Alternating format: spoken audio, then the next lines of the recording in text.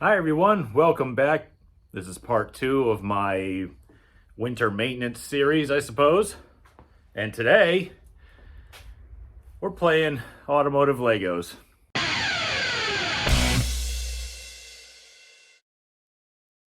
So if you're just joining me for the first time, thank you very much for watching. I greatly appreciate it. Please subscribe if you see anything on my back catalog that you like. Send me some suggestions. I don't have any money, so I can't just do revivals and all that other stuff, but I do a lot of racing stuff. Subscribe if you can. Like I said, it's free. It helps me a ton with building the channel. But anyway, today starts fabrication. And this is going to be a multi-day, maybe multi-week process. And let me show you what I'm working with here. I got this unit. I have the rest of it in my truck, as you can see. But you can see I kind of just took it, cut it in half. I should have probably just taken like the other chassis over here. See? And just cut the cage off of it and just plopped it down on a fresh chassis. But I didn't want to waste the whole chassis if that one's still good. So this is what I got. Again, this is the chassis I got 8 years ago, I think. And it was sitting in someone's backwoods and at his shop, and he just gave it to me. I'm like, well, you know, that's awesome. You know, these things cost money, and he didn't have to do that. Thanks, Randy. I appreciate it. But it's old, you know, it looks pretty straight. It's pretty good. Well, it's got good steel. I'm gonna have to fix a few spots because the shocks were stuck in it. I'm gonna have to add some metal in places and grind it back flat because the bolts were stuck in it and I had to torch them out. But yeah, it's kind of gross. But yeah, you can see, apologies for the chainsaw noises if you hear them. My neighbors across the street are, well, you can't see it obviously, there's a trailer in the way, but they're doing some work. Somebody, I don't know who and at what time, hacked these things off, and they're not straight either. They're kind of angled, and this one's not so bad. I can work with that. Got some organic material growing on them. I'll probably hit it with the spot blaster because my sandblaster doesn't have a hose. You know, it's surface rust, but there's no real rot to it. These things typically stand up pretty well if you're not dumping salt on them. This one's my problem. You can see somebody hacked this thing off, but they hacked it off way back here and continued hacking and hacked off half of the shock tower and mount. Really hacked off this part. I mean, just ugly stuff. So I'm going to pull this bracket off, these two screws back here. I did strip it off pretty well at my mom's or brother's or whoever's house I got this from. I'm going to have to basically build to the back point of here, which is where that's going to be and where you usually cut these free. It's not bent at all. It's pretty good. I got a body mount that's still mostly attached that I'm going to hack off. But most of what I'm going to do here is blast as much as I can off. I want this as clean a metal as I can get. And once that's done, we're going to start hacking the back of the car off. Again, as I am a low buck racer, or I could almost classify myself as a no buck racer, I don't have a lot of tools to do this. So what I have is a giant rack of air tools. Well, maybe not a giant rack, I guess. And I got this. This is my spot blaster I got from Tractor Supply, I guess. I don't know, it's basically a little handheld sandblaster. Because my actual sandblaster here, under the hose rotted off of it from age. So I gotta use a spot blaster for it. But this giant trash can that I have here, that's like half full of blasting media. And I believe it's a very aggressive one that was named Black Beauty or something like that. It's just this really coarse, like, I don't know what it is. It's some kind of black stone of some kind. I don't remember what it is, but it's really coarse and it'll shred whatever. It's probably too aggressive, but it's not going to remove metal, so I'm just going to use it. It's already here. I've already paid for it probably 20 years ago. I don't know. I never use it. So we'll use that. We'll get this thing finished off and stripped with whatever's left on it, and then the hard part begins. Now, when you're sandblasting pretty much anything, you want to do it outdoors and try to keep as much crap as outside as possible, because cleaning up your floors would be a complete nightmare. Because when you're spraying stuff, you got little aggregates going flying everywhere, and it's gonna land literally in places you've never expected. So it'll be up on your walls, shelves, tools, car interiors, TVs. It'll be everywhere. So I do it outside. Wherever it lands, it lands. The rain will take care of it. And plus, it's organic anyway. It's sand or some kind of basic silica, you know. But what you want to do is, you're definitely going to need some face protection. So you get these at Harbor Freight for like $4. And what I'm going to do is, I'm going to take some duct tape. Maybe not the duct tape, not the air chuck. And I'm going to tape, I have this old bed sheet for rags. I'm going to cut that into like long flat strips so that it can hang off of the bottom of it right here at the bottom, so that it drapes down below my face. And then I might take one and tape it over the top so that it goes over the top of my head and it stops it from raining down into my scalp. Now, obviously wearing a hat would help, but I probably won't, just so it'll actually cover my whole head. So I'm going to come up with some kind of blasting helmet solution with that. I'll figure it out. It'll be a lot of duct tape and nonsense, but that's going to help a lot.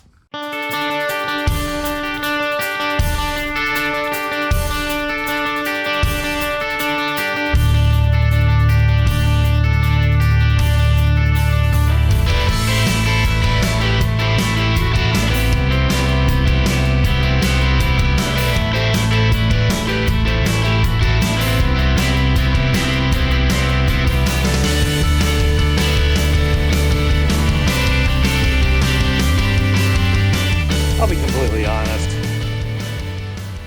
I'm covered in whatever this stuff is, but this did not come out as well as I'd hoped. I couldn't get the big one to work. It just wouldn't spray. So I went back to the small one with strained aggregate, and it seemed to work pretty well.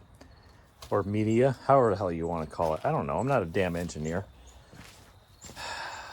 All it really did was it took the surface stuff off of it, and it didn't leave it at bare metal like in these spots. If I wanted bare metal out of this, apparently I was going to have to sit there all day and do it. And that was just something that was not going to happen for me.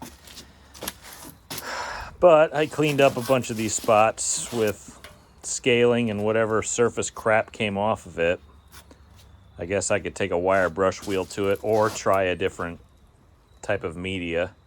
Maybe this is too thick. Maybe it's just not enough surface area to take it off. I don't know. Maybe I'll buy a couple bags of regular sand and try it that way. I don't know, but for now, I guess that's probably good enough.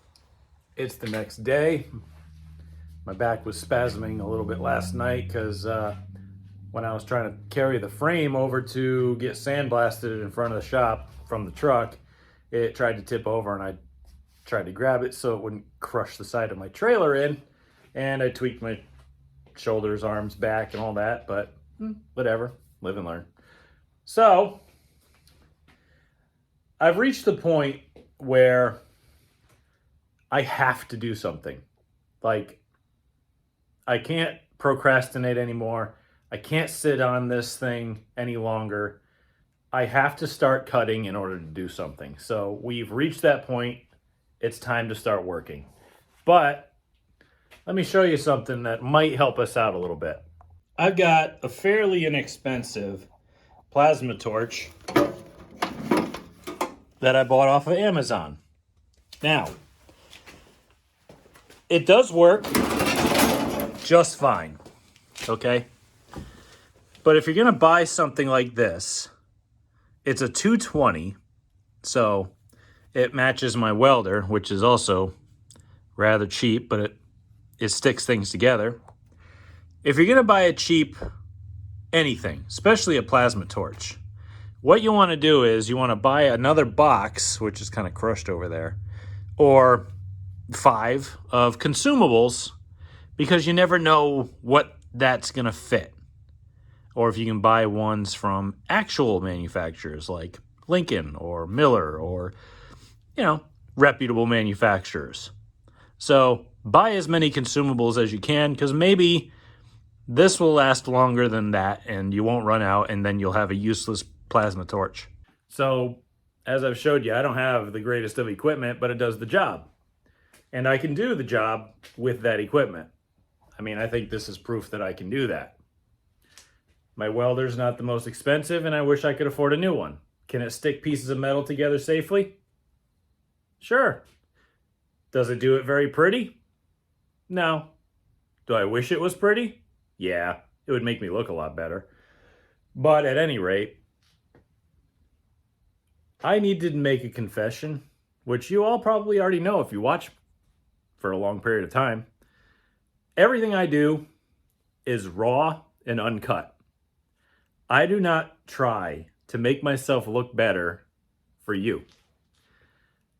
If I fail, I fail. You see that. If I succeed, you see that. Everything I'm doing is on the fly. I don't hide anything. I don't try to mask something so that it looks better. You're seeing it in real time as it happens. Bar none. Because the whole point of why I did this YouTube channel was to show people that you don't need talent to do things yourself.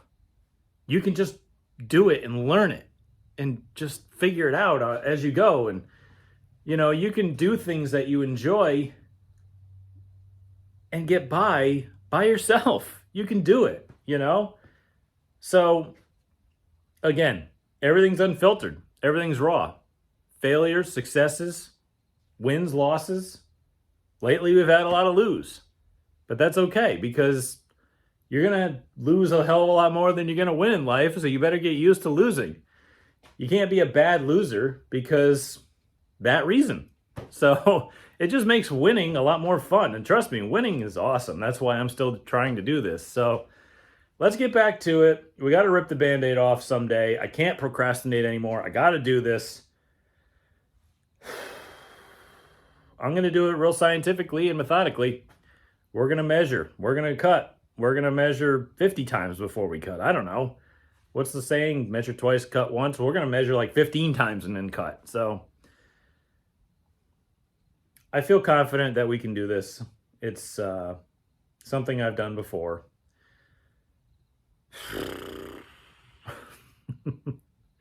Let's peel this off. Let's do it.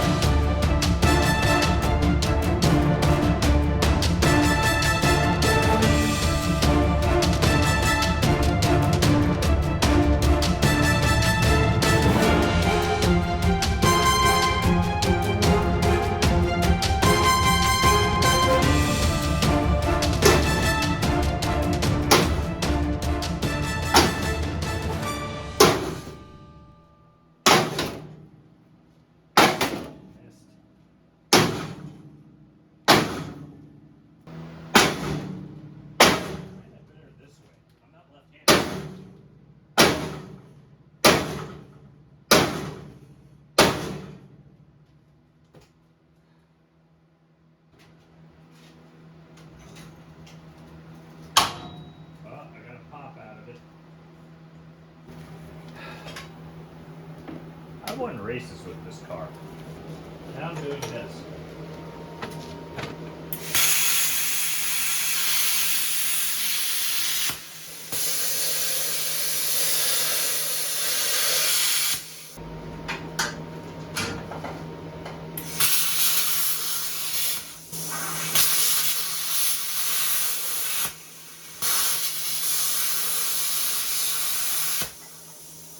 It's like 10 o'clock at night.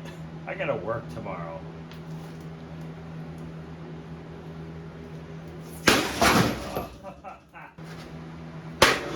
Oh, missed it.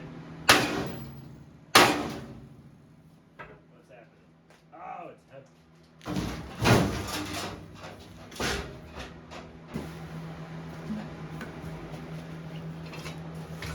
Clips off.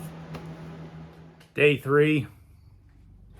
And I'm not used to 70-degree plus weather in New England in November, but I am not complaining whatsoever, not even close.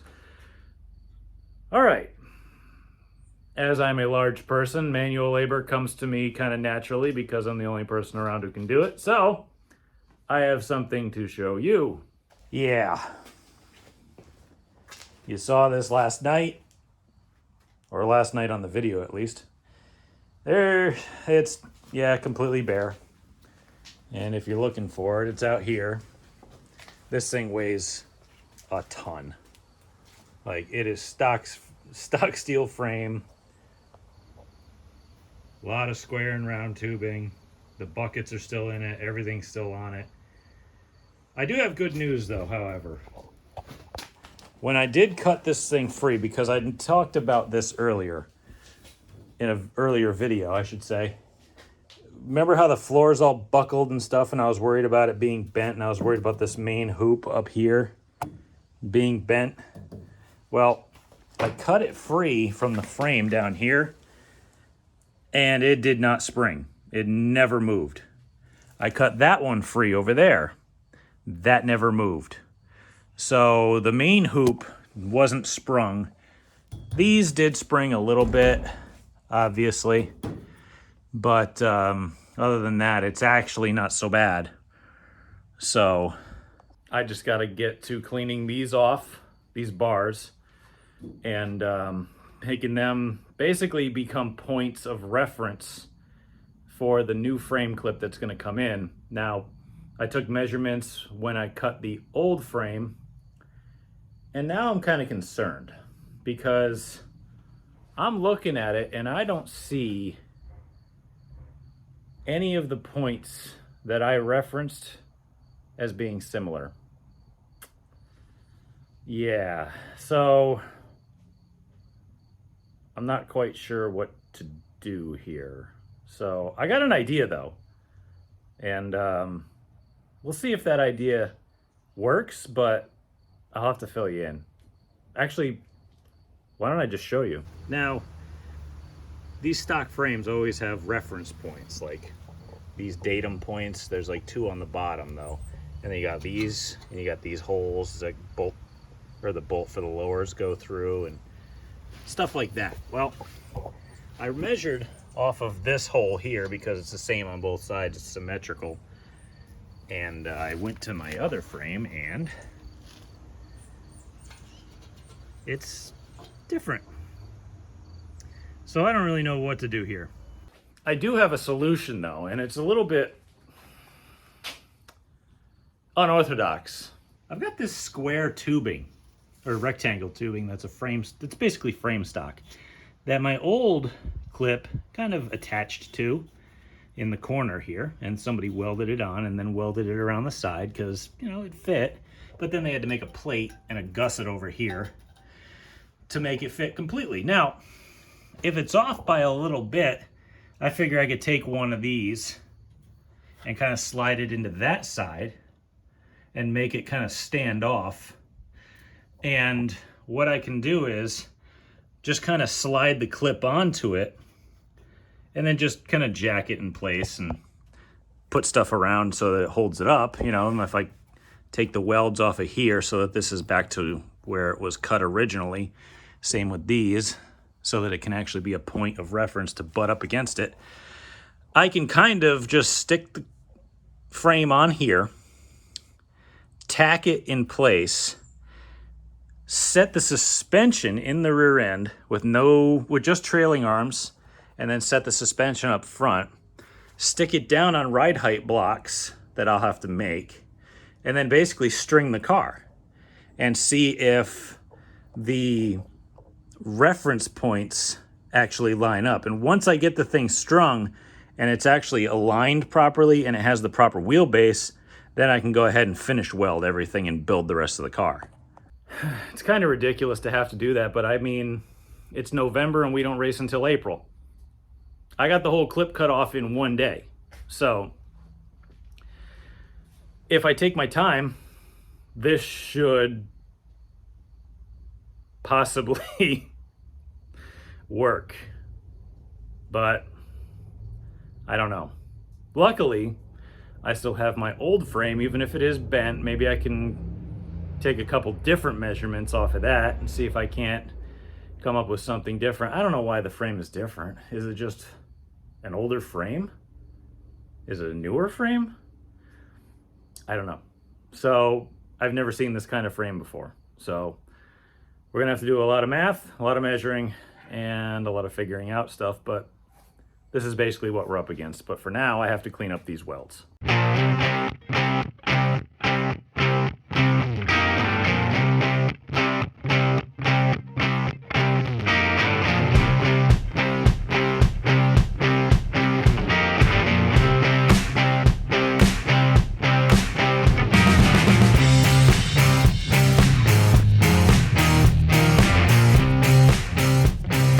I think they're as clean as they can possibly get with my talent level. Some of these were not cut off very well by me. You can see there's a little bit of burr on there. There was a lot of weld buildup because I had to bridge a gap, and I used a plasma torch, and I just hoped for the best. And I missed a few spots, so I kind of nicked the pipe a little bit. But I did bevel the edges as best I could, and then just take a hammer and smash in the middle and find the crack point, and basically just kind of work that until I peeled out the little centers of them so that I wouldn't remove material, so that it would essentially be the same length, so that when I butt something up against it, it'll be in the same spot. Hopefully not bent or sprung. The chassis, the X, I got that set. I got these done, and I think I should dress this up just a little bit more, but other than that, we're about ready to start cutting the frame outside and start mocking it up.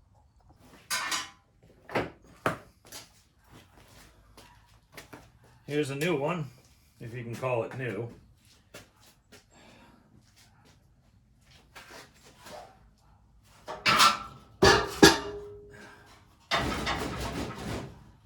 Let me show you around this new rear frame section that I got, and it's not great. It was definitely a Friday car because the welds from the factory are completely jacked. Garbage. So I'm going to be welding all of these seams once I get it tacked in place. Again, it was a Friday car. And there's also rust issues, like this whole section here. And you can also see through it. That's bad. It's kind of scaly and gross here, not so bad though. Let's go to this side, and yeah, there's pitting in the frame itself, so I gotta cut all that out and fix it. Shock tower, pit it out, gotta fix that as well. Oh yeah, here's some more pitting and holes in the frame, so I'm gonna have to cut a section out and redo that as well. So it's not perfect, but it's free. So that's basically all I got. I think I'm gonna address the issues with pitting and rust first, and then maybe we'll start fitting it. End of night 3. I want to go watch the Xfinity Series race final. I threw a little tack on these lower parts right here just because welding underneath stuff sucks. I might do the seams, but I'll probably do that after I put it in the car. I'm not sure yet. I got this part kind of put in, but to be honest with you, it's in a spot where the bushings are not going to touch, so I'm probably not going to touch that up. It's just for strength. This side's fine. I got that. I still got to do the top here because I haven't gotten to that yet, and there's a little piece up here I still got to get. Actually, it's right here that I got to get to. I did this part as well. Seems good. I cleaned up the welds with a flap disc, and we're getting there. It's just a matter of time before we start mocking it up in the car. Day 4, I think. I don't know.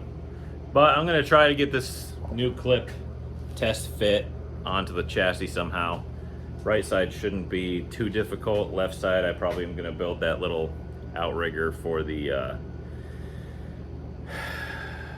chassis so that it can actually go and sit onto it. And then I got to figure out how to get something in the middle and jack it up so that it's held against the bars that are still in place so that they can kind of hold it. And then I can maybe tack it just so it doesn't fall on me, and I got to crawl under it again and see if I can't get the thing to measure out square off of the datum points.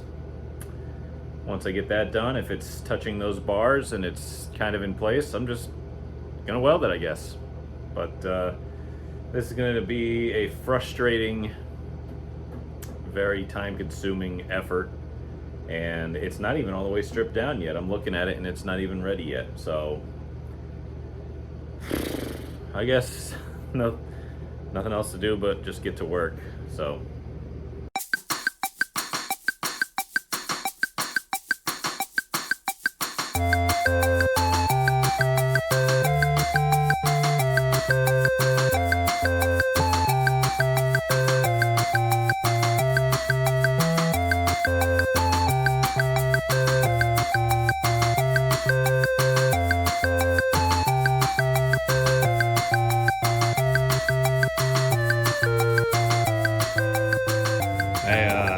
I was working on it, and then I had to stop really quick because I gouged myself and I was bleeding all over the place. I was wondering why my clothes were sticky.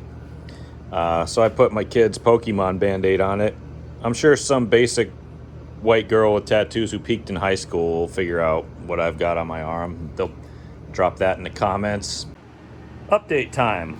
I spilled my entire cup of water, so we're off to a great start. I've had it up and posted on here. I've been using these little spacers on the jack and just kind of jacking it up in the middle. I got under it once or twice to measure it as soon as I got it butt up, and I figured out that the spacing between these two frame rails was actually narrow compared to the car.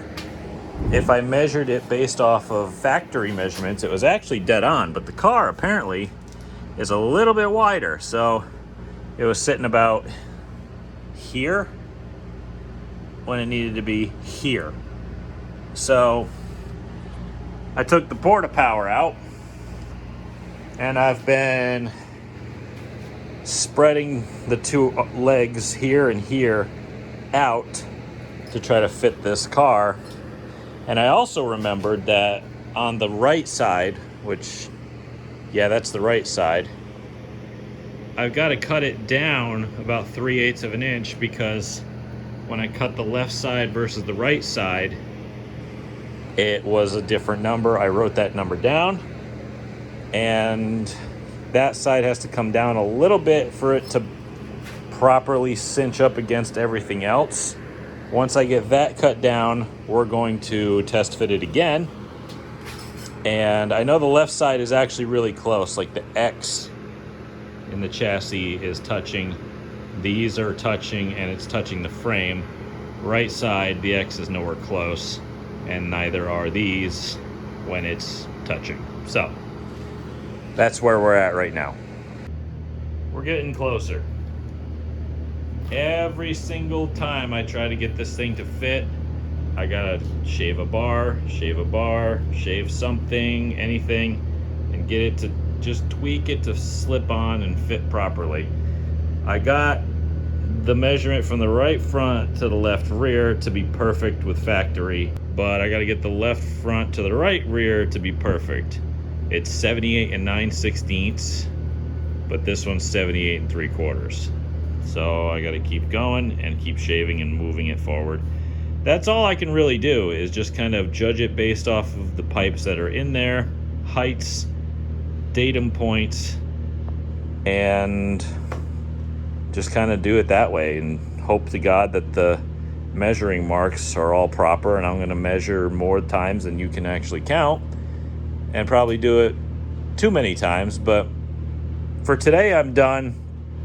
I got to go get my kid off the bus right now, and I'll get back to this tomorrow.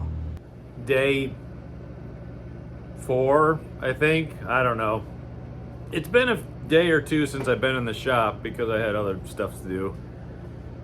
But today, hopefully, we'll have this thing as close as I can get it. If I can get the cross measurement from the datum point straight, I'm going to tack it in and have it ready so that we can put the suspension on it, put the rear back in it, and lower it down to ride height, and then string the car to make sure that it's straight. And if that's straight, then we will go and complete the fabrication by finishing the rear tail pieces and frame and the rear cage and all that. And that's when I'll finish the video series. But for this video,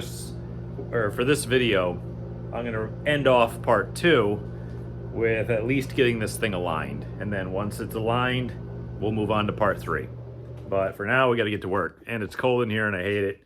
And I'm not prepared for cold weather yet, so oh well.